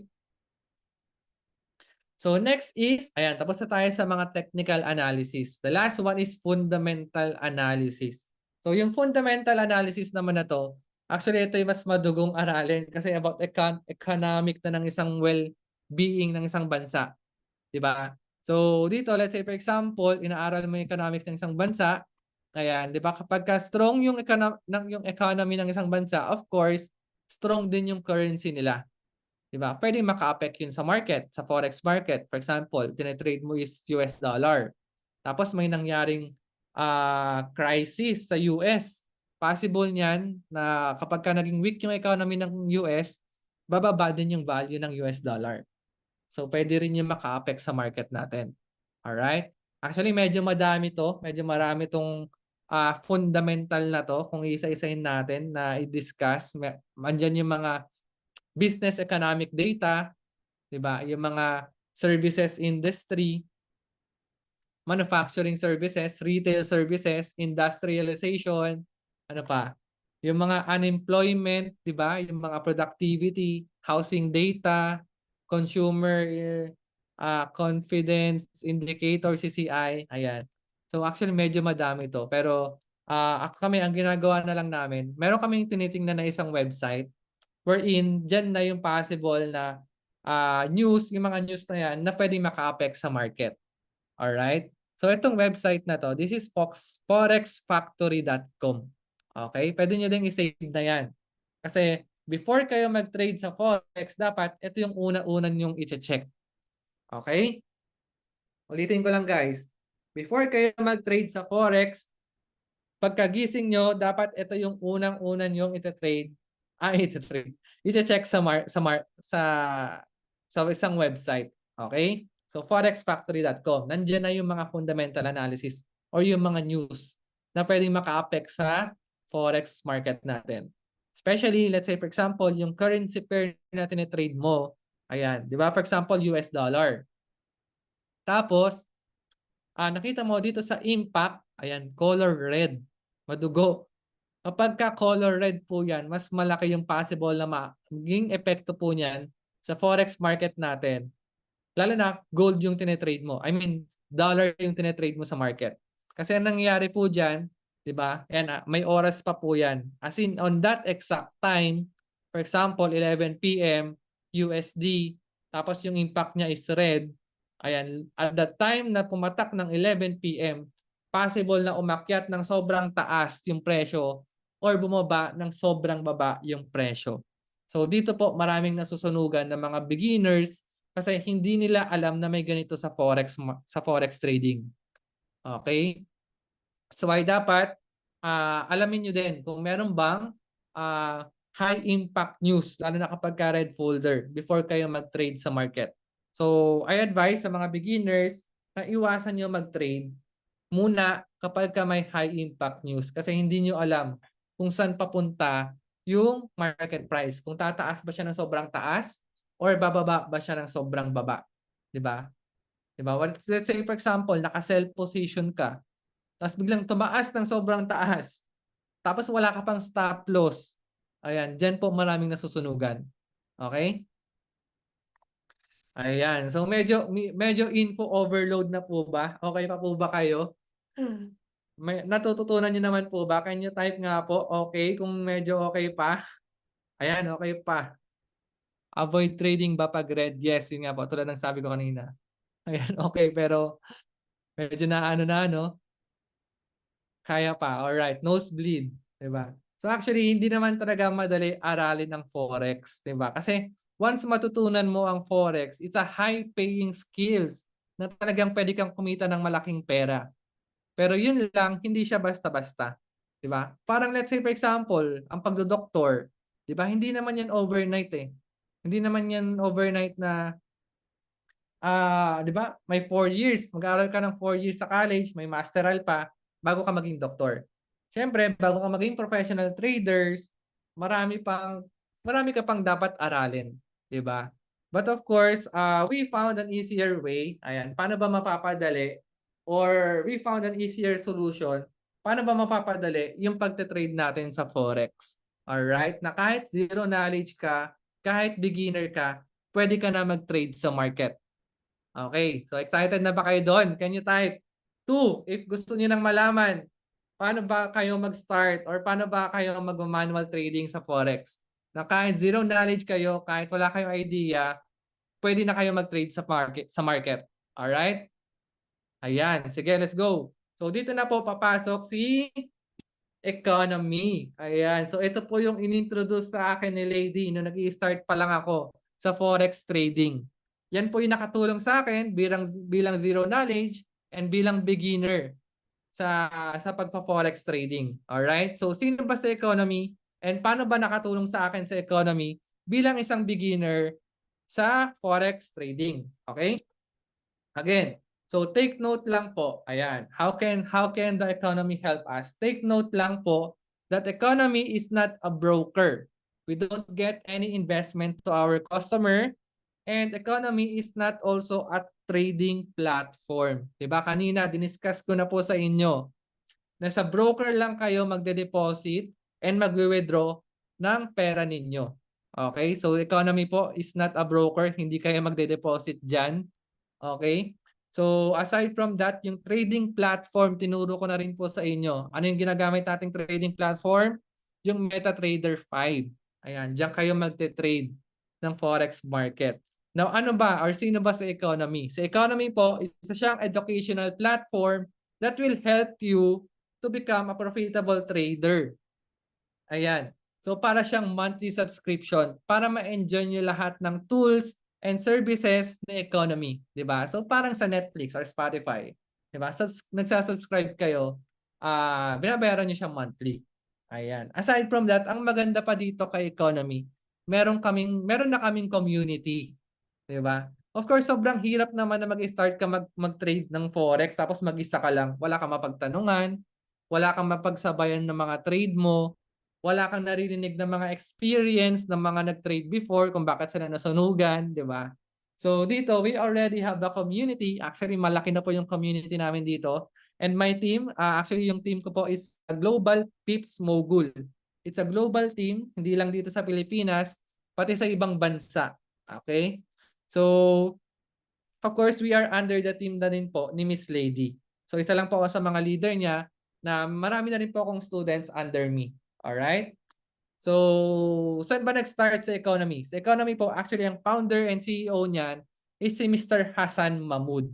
Actually, sobrang bata pa po na itong CEO na to. He is just 33 years old. Imagine, 33 years old pa lang yan. So, he's a financial expert, of course, sa pagdating sa Forex. At the age of 19, na-hit na niya yung $1 million niya. Actually, yung life story po niya talagang rags to riches din. Kumbaga nag-migrate lang sila sa US, not knowing kung ano yung mangyayari sa kanila doon. Pero since yun nga, itong si Mr. Hassan Mahmood talagang sinipagan niya, ginalingan niya, di ba? At the age of 19 years old, naging millionaire siya. So, he's a 9-figure in global sales. Nakapag-train na din siya into 62 different countries. And ang maganda pa dito, manami na siyang natulungan ng mga tao worldwide magkaroon ng passive income. 'Di ba? So gaano kabait po yung CEO na 'yan. Kumbaga ang dami na niyang natulungan na tao. So of course na-featured na rin siya sa mga Yahoo Finance, sa MarketWatch, sa Fox News, and isa pa sa mga pinakamaganda, na-featured na rin siya sa Forbes magazine. And as we all know, 'di ba, hindi naman siya ma-featured sa Forbes magazine kung talagang hindi naman siya magaling. Kasi nakapag-develop siya ng isang tool na pwede niyong magamit sa pagpo-forex trading na mapapadali yung buhay ninyo. Alright? So later on, ipapakita ko po sa inyo yon. Alright? So actually yan, may picture nga kami na-meet ko na siya in person kasi nagkaroon kami ng grand launching last month dito sa Pilipinas ng Economy. And yun nga po, dumating siya dito sa Pilipinas together with his team, yung president ng Economy, vice president ng Economy, yung mga executive ng Economy, lahat po yun pumunta dito last month sa Pilipinas na nagkaroon kami ng grand launching. Alright? Ayan. So aside from that, isang Pilipino po yung kanyang endorser or yung kanyang, ayan, si Mr. Manny Pacquiao. Ayan. Si Mr. Manny Pacquiao po, siya yung international endorser ng Economy. Na kahit sa ibang bansa po, pinapalabas nila yan. Si Mr. Manny Pacquiao. And as of course, as we all know, si Mr. Manny Pacquiao is a senator, di ba? Hindi naman siya basta-basta mag-endorse ng isang company kung alam niyang hindi maganda to, di ba? Or kung, let's say for example, scam lang ba yan or what, di ba? Of course, may inaalagaan din na reputation si Mr. Manny Pacquiao. Okay? So aside from that, ayan, registered din naman po sa Economy here in the Philippines. And yung executive officer po natin is si Mr. David Sison. Si Mr. David Sison po, yan po yung assistant ni Manny Pacquiao sa pag nagtitrain siya ng boxing. Alright? So, yan. Actually, naka-home base po sa Economy sa Los Angeles, California. It's an international company. Ayan. And as you can see, yung top 10 countries na gumagamit po ng Economy, number 1 na po dyan is yung UK and number 2 is yung US. And as we all know, UK and US, mga first world country po yan. Diba? Bakit sila ginagamit nila Economy? Bakit sila nagsasubscribe kay Economy? Kasi alam nila yung value ng Forex. Na malaki yung possible na pwede kumita sila because of Forex trading. Diba? And yun nga po, actually the good news is last month, ito March pa po kasi ito eh, hindi na updated. Last month, yung sales po ng economy, actually naging top 4 na po yung Philippines. Dumadami na rin yung subscriber ng economy dito sa Pilipinas. Kumbaga nalalaman na rin nila kung paano mag-trade ng forex using economy. Alright? So ano ba yung mga tools and services na pinoprovide ng economy na pwedeng makatulong sa inyo sa pagte-trade ng forex? Alright? So number 1 na po dito is meron siyang ECA or Economy Calibrate Academy. Yun yung maganda po dito. Meron ng academy or courses na pwede mong panoorin kung gusto mo talaga matutunan yung pagpa-forex trading. Alright? So meron mga video training dito. Pakita ko po sa inyo. Ayan. So dito, ayan, makikita nyo, merong beginners forex tsaka advanced forex. So ikaw po, kapag ikaw, zero knowledge, beginner, wala talagang alam about forex, syempre start ka with beginners forex. Kasi ako po, dyan lang din ako nagsimula. Diyan ko lang din nalaman kung paano ba nangyayari or paano ba nangyayari yung forex trading. Alright? And then after that, kung after mo matapos yung beginners forex, of course, punta ka na dito sa advanced. Dito sa advance, ito na yung medyo mga technical. Yung mga tinuro kong mga technical kanina, yung mga market structure, yung mga uptrend, downtrend ranging, yung mga reversal pattern, yung mga continuation pattern, yung mga support and resistance, paano mo makikita yan sa market? Lahat po yan nandito na. At ang maganda po dito, sobrang organized ng course nila. Yung step by step or yung pagkasunod-sunod ng video na kailangan, kung ano yung kailangan mong malaman sa pagka-forex trading. So, sobrang organized po. So, aside from that, meron din mga masterclass and mga live trading session every day. Every day po yun. Mga professional trader na nagte-trade sa market, na-explain nila kung bakit ba ganun yung nagiging galaw ng market, bakit ba ganun yung ito-trade nila. Ayan, pwede nyo rin silang sabayan mag-trade. Alright? So aside from that, aside sa Forex, actually meron ding Crypto Academy. Kung gusto niyo rin aralin yung crypto, and meron ding stocks. Pero ako, I advise, of course, focus ka lang muna sa isa. Ayan, which is ano nga yun, yung Forex, di ba? So focus ka lang muna sa isa, which is yung Forex. So number 2, ayan. So aside dun sa academy, habang nag-aaral ka dito, pwede ka na mag-trade sa market. Paano ka magte-trade sa market? Wala ka pang alam, di ba? Ito, meron ka marireceive ng mga signals galing sa mga professional traders. Meaning, kung ano yung mga tinetrade ng mga professional trader, yun din yung ito-trade mo sa market. Di ba? So, habang nag-aaral ka, pag may na-receive ka na signal, pwede mo ngayon i-trade yon sa MetaTrader 5, ayan, using demo account, or kung ikaw, kung gusto mo na mag-live account, di ba? At least dapat 0.01 lang muna. Okay? So dito, meron tayong tinatawag na Manara and Eminus. Ayan. So i-install nyo lang to. Kumbaga, i-install nyo lang itong mga to sa Telegram ninyo. Tapos, mga professional trader yan, na pag meron silang nakitang magandang entry sa market, ibabato nila sa atin. Babato nila yung trade nila. Kumbaga, kahit zero knowledge ka, kahit beginner ka, ayan, para ka na rin nagte-trade as a professional trader. Di ba? Kasi kung ano yung trade ng mga professional trader, yun din yung trade mo sa market. Alright? So dito kay economy pa lang, meron 5 professional trader na pwede mong kopyain. 5 agad. Alright? So aside from that, sa community namin, meron din mga subscriber kay economy na mga professional trader na nagsishare din ng mga signals nila. For example, ito si Obits. Si Obits po, this is from Denmark. Ayan, isa siyang professional trader, 12 years of experience. Ayan. So, nag-share din siya ng mga signal sa mga subscriber ni Economy. So, of course, aside from that, si Miss Lady, of course, nagbabato rin siya ng mga signals niya na pwede niyo rin kopyain sa market. Alright? Ibig sabihin, dun pa lang, 5 kay Economy, tapos meron pang 2 dito, 7 agad. 7 agad yung pwede mong kopyain na mag-trade, na pwede mong i-trade sa market. Di ba? Mga professional trader po lahat yan. Alright? So, eto, the last one, yung last but not the least, yung pinaka-favorite ko, yung Manara. Alright? So, si Manara, ito yung na-develop ni Mr. Hassan Mahmood, wherein AI siya, artificial intelligence, na nakaka-detect ng mga harmonic patterns sa market. Diba? So, kung natatandaan nyo, yung diniscuss ko kanina, yung mga harmonic pattern like bat, Gartley, Shark, ayan. 'Di ba sabi ko sobrang hirap nun hanapin sa market. But because of this technology, ayan, automatic na detect nyo na po kung nasan yung mga harmonic patterns na yun sa market. Let's say for example, ayan, eto bat. Ayan, so bat siya, tapos naka-arrow down. Kapag ka naka-arrow down po yung nakita nyo na yan, ibig sabihin dapat sell position po yan. Sell yung trade na ito-trade natin sa market. Okay, so yung bat na yan, na-detect niya from point A, B, C, D. Ayan, nabuo yung bat pattern pagdating dito sa letter D.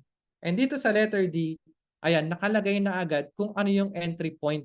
Ayan, kung saan kayo papasok ng sell. So, di ba ang sabi dito, 2342 up to 2346, pwede kang magpasok ng sell trade dyan. And as you can see, after mabuo ng pattern, bumaba na yung market price going dun sa target 1 and target 2. Di ba? So, of course, syempre, kapag ka nakapag-entry ka dito ng sell, tapos tinamaan target 1 or target 2, profit ka na yan. Di ba? So, ganun lang. Ganun kasimple. Kokopya ka lang din dito na once na may nakitang pattern si Manara, of course, kokopyahin mo lang din. Di ba? Alright? So, tingin pa tayo ng ibang sample. Ayan. Let's say, for example, ito naman yung symbol naman or yung pair na nakita niya is Euro-USD naman. And then naka-arrow up meaning buy position. Alright? Tapos yung pattern is Gartley. So from point A, B, C, D. So dito sa D, dito yung entry point natin. Magbabay ka dyan. And then as you can see, ang nangyari sa market, umakyat na siya. Nag-profit ka na yan. Alright? So another one. Ito, XAU-USD, gold ulit. So ito naman, buy position. Shark yung pattern na nabuo from point A, B, C, D. So dun sa D, nandun yung entry point natin. Of course, pag nag-sell ka dyan, ayan, bumaba siya going to target 2. Diba? Profit ka na yan. Ganun lang kadali. Kopyahin mo lang. Kopyahin mo lang kung nasan yung entry point. Diba? Alright? So aside dun sa 7 signals na nare-receive mo sa Telegram, pwede mo pang ma-access tong si Manara. Yan, di ba? So, kopya-kopya lang, di ba? Kung marunong ka mangopya nung college, kung magaling ka mangopya nung college, yun lang din naman yung gagawin mo dito, kikita ka pa. Alright?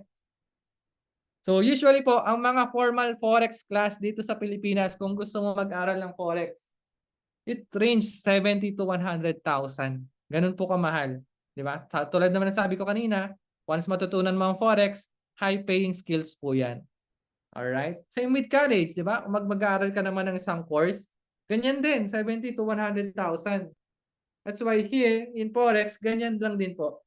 Kung gusto niyo talaga matuto ng Forex, of course, may mga formal Forex class sa BGC. Hindi ko na babanggitin yung pangalan, pero nasa ganyan po yung range nila, 70 to 100,000. But here, with economy, ayan, kung gusto niyo ma-access lahat ng tools and services po na sinabi ko kanina, yung ECA, 'di ba? So yung ECA, may academy ka na doon, mag-aaral ka na lang doon. Yung Solex, makaka-receive ka ng mga signal galing sa mga professional trader. Yung Manara, 'di ba? Automatic na detect yung mga harmonic patterns. Kokopyahin mo na lang din kung nasaan yung entry. So lahat po 'yon if you want to enjoy all the tools and services po na economy. That's only $99 per month subscription. Diba? Wala siyang lock-in period, guys. Hindi, I mean, it's up to you if you want to renew. Kung gusto mo pa rin ma-access lahat ng tools and services na economy every month, of course, you have to pay $99. Diba? So, here lang sa Elite Pack, ayan, you have to pay $149 on the first month. First month lang po yun. Pero on the succeeding months, ayan, $99 na lang. Alright? So aside from that, meron pang isang package si economy, which is yung Elite Pro Pack. So ito, mas mahal to. Yung first month subscription niya is $235. Pero yung monthly subscription niya, $149 na lang. So ano yung pinagkaiba ng package na to sa Elite Pack? So sa Elite Pro Pack, actually ma-access nyo pa rin po lahat. Yung ECA, yung Solex, yung Manara. Ang pinagkaiba lang nito, meron kang free BPS, yung SKI. Yan po yung ginagamit sa bot trading. EA bot. Pag sinabi nating bot, automatic siya na yung siya na yung magte-trade ng trade mo sa market. Ito wala ka nang gagawin. Alright? So sobrang dali lang i-set up nito. 3 minutes to set up. But you need a minimum of 1,000 US dollar in your trading account kapag ka magbobot po kayo. Alright? Para at least kailangan nyo ng malaking amount. I mean, malaking fund kapag gagamit kayo ng fund ng bot sa market. Alright? At least minimum 1,000 US dollar. Okay? So again, ulitin ko, magkano yung elite pack natin? Kung gusto nyo aralin yung Forex, ECA, gusto nyo makareceive ng mga signals, and gusto nyo ma-access yung Manara, $149 in the first month, and $99 na lang on the succeeding months, di ba? So, murang-mura na yan, guys. Compare nyo naman dito, 70 to 100,000, di ba? So, ang maganda pa doon, pwede nyong balik-balikan yung ECA, di ba? Kung meron kayong gustong aralin ulit, nandun lang yung video, i-access nyo lang yung ECA, di ba? Alright, so dun pa lang, actually, yung first month subscription mo pa nga lang na 149, sobrang sulit na nun. Kasi matututunan mo na paano mag-trade sa Forex. And once na matutunan mo mag-trade sa Forex, hindi na mawawala sa iyo yun. Kumbaga, it's a skill and a knowledge na 'di ba? Kung ano yung inaral mo sa college, nasa iyo na 'yun, 'di ba? Kung anong inaral mo kay economy, nasa iyo na rin 'yun. Hindi na siya mawawala. All right? So, ayan. So actually, this is my community. Ayan, this is our community ng mga subscriber, mga member na ng economy. So lahat po yan, nakasubscribe na kay economy. Nagkaroon kami ng live trading session sa office namin nung umuwi si Obits. Ayan, si Obits po yung isa sa mga professional trader na subscriber din ni economy na nag-share ng mga signals niya. Alright, nagkaroon kami ng live trading nung last month lang din. Actually, dumating din yan because of the grand launching dito sa Pilipinas. Kasi ano siya eh, kumbaga si Obits, artista yan. Artista siya sa amin. Kasi lagi namin siya nakikita, actually twice a week, nagla-live Zoom yan. Pinapakita niya kung paano siya mag-trade sa market tapos sinasabayan namin. Bukod pa din sa mga binabato niya na signal. Kaya nung dumating siya sa Pilipinas, lahat kilala siya. Lahat ng member, lahat ng subscriber ng economy, kilala siya. Kasi lagi kaming, ayun nga, nanonood ng mga live trading session niya. Alright?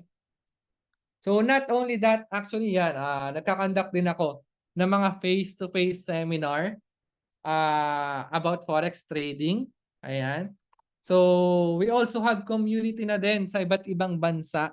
Actually, ito medyo madami na ring OFW sa Middle East na mga subscriber ng economy. Of course, di ba, I'm so happy as a former OFW na nagtrabaho din sa Dubai. Alam ko kung gaano kahirap magtrabaho abroad.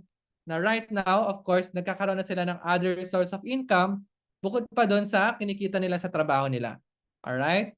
So I also have mga leaders sa Taiwan. Ayan, leader ko sa Taiwan, nagkakandak sila ng mga face-to-face seminar about Forex trading din.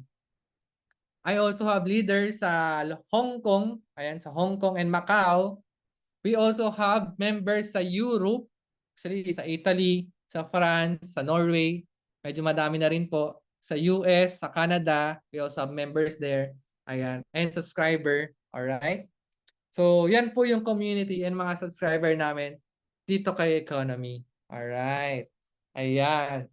So, yun lang po. Before I end this webinar, ayan. So, I hope nakatulong ako sa inyo kung paano mag-trade sa Forex. And ako, isa sa mga favorite Bible verse ko. Ito, God's provision is always on time. I'm sure there is a purpose kung bakit ka nandito right now. Maybe you're having a financial problem, struggle, or naghahanap ka ng mga other source of income, di ba? And I hope ito yung makatulong sa inyo. Kasi actually yun nga, nung natutunan ko to, ayan, nung natutunan ko to ng February, sobrang laki ng natulong sa akin itong Forex trading. Kasi on that time, medyo struggle na rin ako sa finances ko. Tapos, naghahanap pa ako ng source of income kasi mag-open kami ng business. And buti na lang talaga na introduce siya sa akin ni Lady. Na ito talaga yung nakatulong sa akin, of course, para sa mga expenses ko monthly and dun sa business na tinayo namin. And I hope na ganun din yung ma-experience ninyo kung ano yung na-experience ko with this company. Of course, hindi mo naman to, I mean, kung hindi mo naman susubukan, hindi mo malalaman. Tama? So ako, I just take a risk. Kumbaga, inaral ko yung forex trading kasi alam ko there's a potential na once na matutunan ko yung pagko-forex trading, kahit nasan pa ako, kahit nasa bakasyon ako, kahit nasa ibang bansa ako, di ba? Pwede akong kumita anytime because of forex trading. Pwede akong kumurot. Di ba? Yung kumurot ka nga lang ng $10, magkano na yun eh? Nasa, sabi natin 500 pesos, pang kape na yun. Pang Starbucks mo na yun. Pang sanggip mo na yun. Di ba? Eh yung $10 na yun, kaya mo siyang kitain in just a minute once matutunan mo kung paano mag-trade sa forex. And I hope na kayo, kung gusto niyo talaga matutunan yung forex, my advice is aralin niyo talaga siya. Kasi kahit sabihin natin kahit maliit lang yung fund ninyo, pero malaki naman yung foundation ninyo kung paano niyo inaral yung forex. Yung maliit na fund na yan, kaya niyo siyang palakihin, 'di ba? Compared to those na malaki nga yung fund, pero yung knowledge nila sa forex maliit, unti-unting liliit din yung fund niyan, sigurado. Kasi hindi nila alam kung paano mag-trade sa forex market. 'Di ba? So I hope nakapagbigay ako ng value sa inyo tonight. Ayan. I hope natutunan nyo kung paano mag-trade, 'di ba? Naturo ko naman no sa MetaTrader 5 kung paano gumawa ng account sa broker, of course. Ayun lang. Again, ulitin lang natin just to review yung naging webinar natin for tonight. Okay? So number 1, you need to have a broker. Okay? So yung sa broker na yon, doon ka lang magre-register, I mean doon ka lang magde-deposit and magwi-withdraw ng pera mo. Ikaw lang may hawak noon, wag mo ipapahawak sa iba. Alright? Iwas scammer po tayo. MetaTrader 5, from the broker, i-connect mo sa MetaTrader 5 para yung MetaTrader 5, yun yung gagamitin mong platform sa pagte-trade sa Forex. Alright? And then the last one, of course, economy. Sa economy, siya yung makakatulong sa inyo na matutunan niyo kung paano mag-trade sa Forex. And of course, kung gusto niyo na agad mag-trade sa Forex, kokopya lang kayo. Kopya lang kayo sa mga professional trader and dun kay Manara. Ayan. And if you subscribe, of course, if you subscribe with economy, ayan, magkakaroon kami ng onboarding sa mga magsa-subscribe kay economy. Of course, tuturuan namin kayo step by step and kung paano nyo ma-utilize yung economy natin, yung mga tools and services nila. Alright? So, ayan. Again, I will send the link po ng broker kung saan kayo magre-register para hindi kayo maligaw. Ayan, isa-isahin ko lang.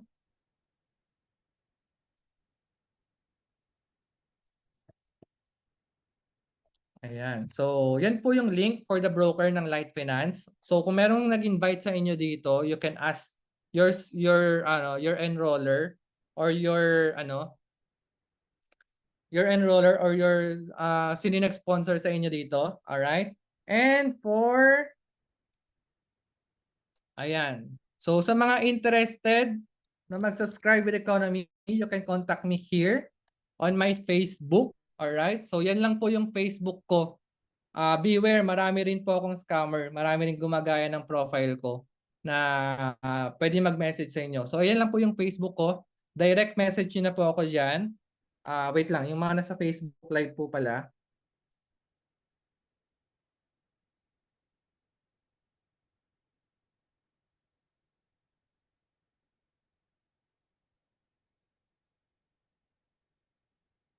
Ayan. So, yung mga nasa Facebook Live naman,